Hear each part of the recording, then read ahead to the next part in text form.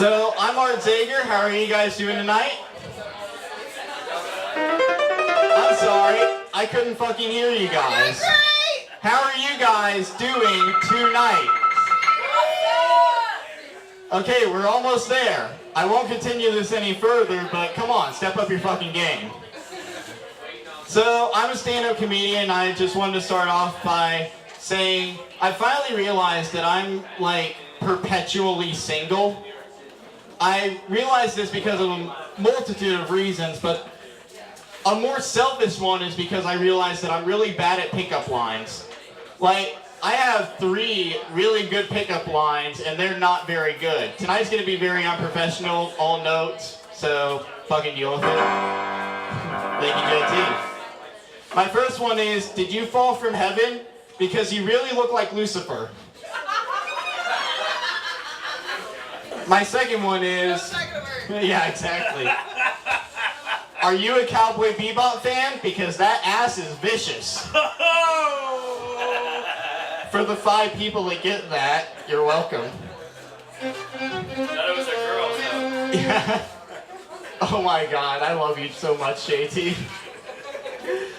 But also, my third one, and probably the worst of them, you and I would make a great couple. I would make you look good by comparison. Which can kind of be an insult, depending on how the perception of that person is. Like, that's about the same route as, hey, fuck it, we're both ugly, let's just get together. Let's make ugly-ass kids together that will never succeed in anything. Unless they decide to become writers. Which is how you get guys like me. What I'm trying to say is my parents are both fucking ugly. So, I want to talk to you guys about something that is kind of weird to talk about in the context of stand-up comedy, but most people already know me as the guy who did that set on the presidents, so history might just be my thing. I want to talk to you guys about a little thing that happened in the 1920s called Prohibition. Now, for those of you who don't know, Prohibition was the amendment that was passed to ban all alcoholic beverages. I will repeat that because I can tell that you guys are quite stunned by that. At one point, we banned alcohol. And as you can imagine, this had really bad effects. Now, the main thing you have to remember is that this wasn't just a thing we just kind of decided on. The temperance movement, which led to Prohibition, had been going on for about 100 years by the time that Prohibition actually came into effect. And this was caused by a multitude of reasons. The main reason being that alcohol was seen as the scapegoat for pretty much anything. The main thing being domestic violence. It was often rumored that guys would go into a saloon, spend all of their money on liquor and beer, and then go home and beat the shit out of their wives and children. Now, I have one quick question, and this comes from a standpoint that some of you might be familiar with. Now, I don't know about you guys, but if I go into a bar and I spend all of my money on alcohol, I only want to do one of 2 things, sleep or die. Sometimes they're not even mutually exclusive. So how can you, as a human being, find the energy to beat the shit out of anybody? Like, that makes no sense to me. Like, that's the same kind of logic that people in the 90s brought up when it came to video games. You're equating your argument to video games. Done.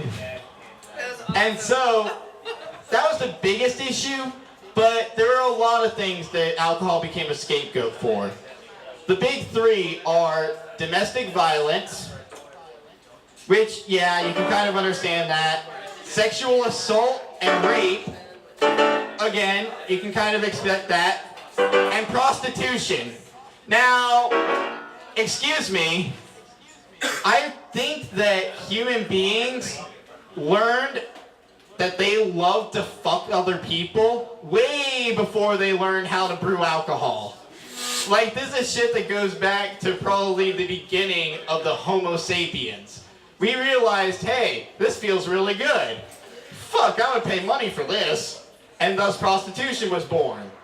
Whereas with alcohol, you can make the argument that maybe people were chewing on shit that they shouldn't have been chewing on. Like, I'm just gonna eat a whole barrel of wheat and see what happens. But that's not a logical thing. And so, at this point, alcohol gets banned because everyone is pissed off. The main opponents of prohibition were usually women, preachers, and I kid you not, the Ku Klux Klan. That alone should be a punchline. But, so, I'll let you know this. If you are an American citizen and you are anti-alcohol, you literally support racism. So drink up. Yeah. I wish I was smart enough to bring my beer with me. Could have actually done a little prop thing with that. And the biggest reason that prohibition happened in the first place was because of one thing and one thing only. Everyone hated saloons. Saloons were absolutely horrible. Let me give you a brief example, just sort of a contextual reference.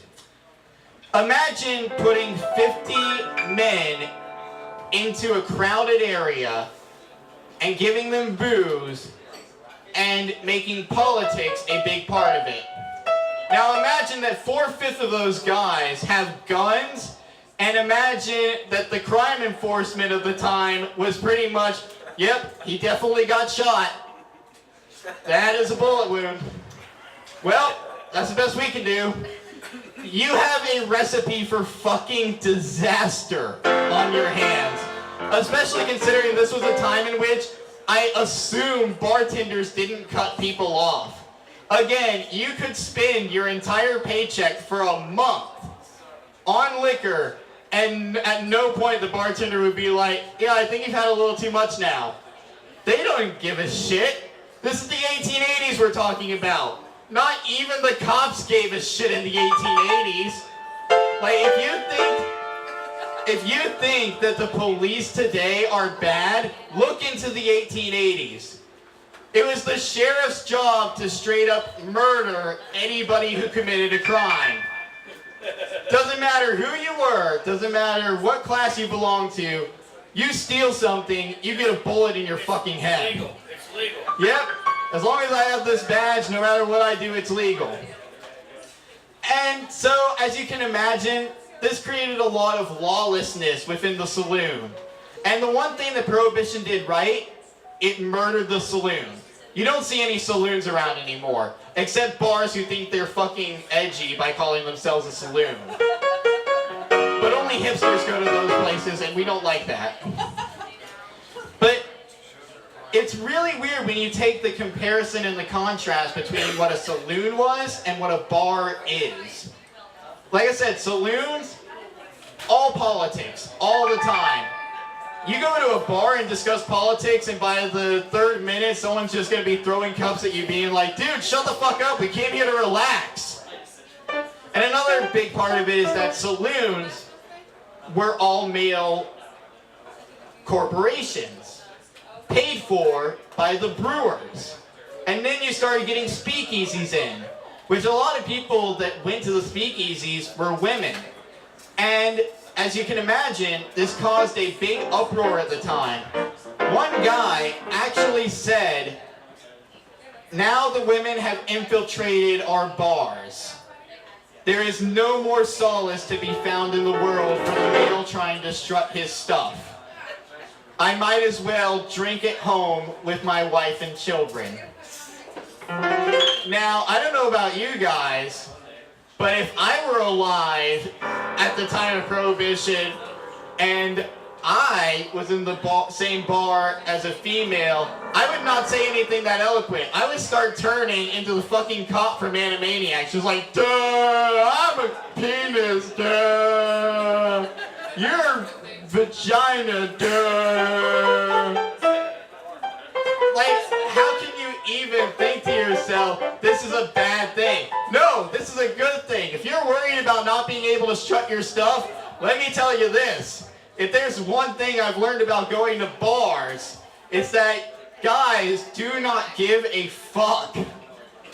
The male human being is the most upfront person you could ever meet in your life. And the fun part about that is that even the women laugh at this. Why? Because they're used to it.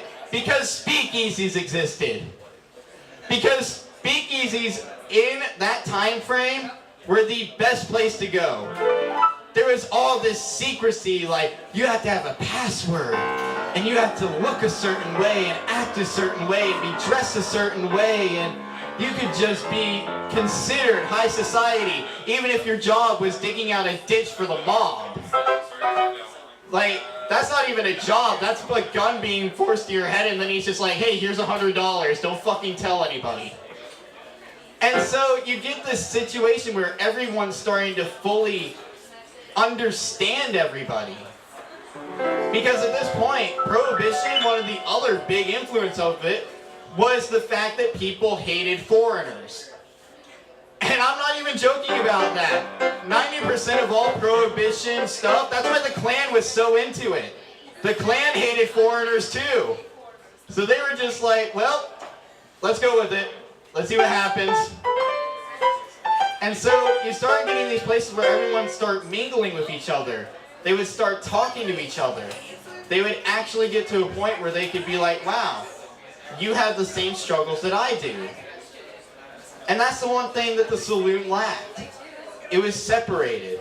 There were the Catholic saloons, there were the Protestant saloons, there were the Irish, the German, the Dutch, the fucking Scandinavian, which I didn't even know they knew what alcohol was. Bro. Yeah, like, that's like finding out that the Swedes know about guns. What the fuck? Where did this come from? Yeah, they make really good ones. Yeah, exactly. I prefer their knives.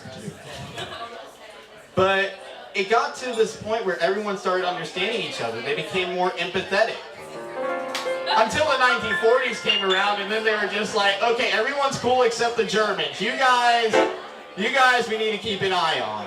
Thank you guys so much. I've been Art Zager. Have a good night.